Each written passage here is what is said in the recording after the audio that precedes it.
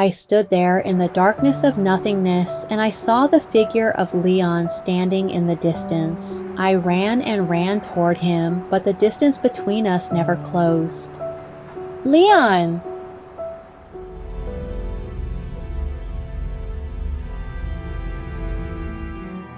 My eyes opened. I saw an unfamiliar white ceiling and Leon's familiar face. Are you okay? He looked a little surprised at my sudden cry. When I looked at his face, I realized that just a moment ago it must have been a dream. I must have been attacked by a demon, and my memory was cut off after that. How long was I asleep?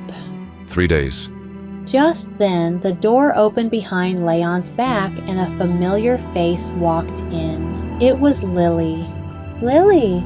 I shouted in delight, but Leon took one look at her and stormed out of the room before I had a chance to call out. Leon, where are you going? He has demon blood in his veins, so it's natural that he avoids me. She muttered. What? Angelica, how are you feeling? I don't feel any pain, and I don't feel too bad. I'm glad to hear that. Lily, there's something I wanted to tell you. I told her how I met Leon and about the black spot on his left chest. A black spot. That's pretty bad news. He's dead. He's alive again, and he's still in the grip of a twisted fate. What do you mean by that? Angelica, when I look into someone's eyes, I see the past they've lived through, and I saw him when he was fully human. I was born the eldest son of a knightly family in the service of the king. I had a strict but upright father, a gentle and compassionate mother, and my little precious sister. My sister and I loved to play in the flower garden together. The smiles of the sweet maids and the warm laughter of my parents made the world seem full of peace to my young mind. But when I was 10 years old, my father called me to him and gave me a sword. As the eldest son of the family, you must take responsibility. Take up the sword. From that day on, the sword in my hand was not for play, but for responsibility. I realized that this sword could hurt someone, and in my young mind, I asked my father. Dad, I don't want to kill people. But my father was adamant. The sword is your faith and your shield. Never forget your loyalty to the king, your duty to protect your family. If you show weakness, you will only dishonor your family name. Those words sank deep into my heart and never left. From that day forward, I never let go of my sword. I fought until my blade bled, and when I fell, I rose again, until at last, I joined the Knights of the King's Guard and wielded a sword stronger than any other. My swordsmanship has shone on countless battlefields, and I have risen to Grand Master.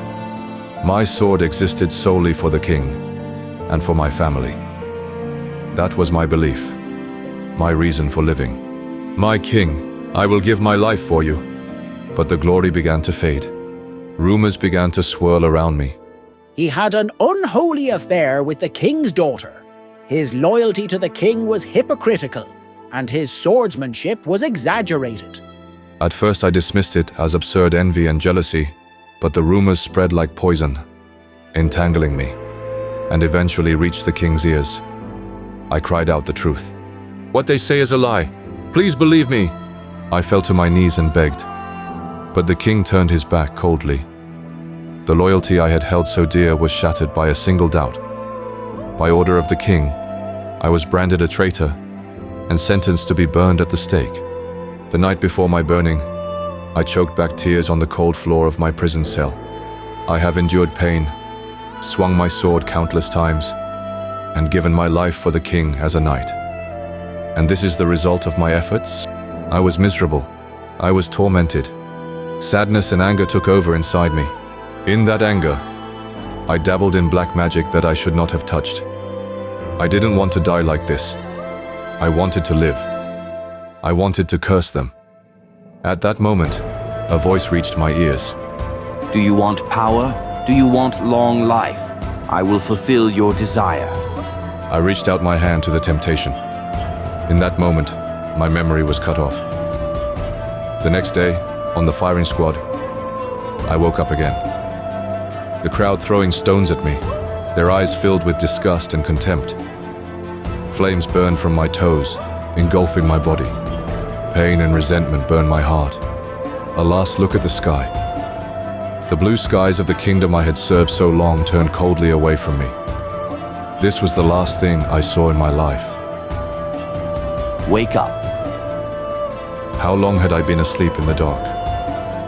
When I opened my eyes, the sky was black with a red moon.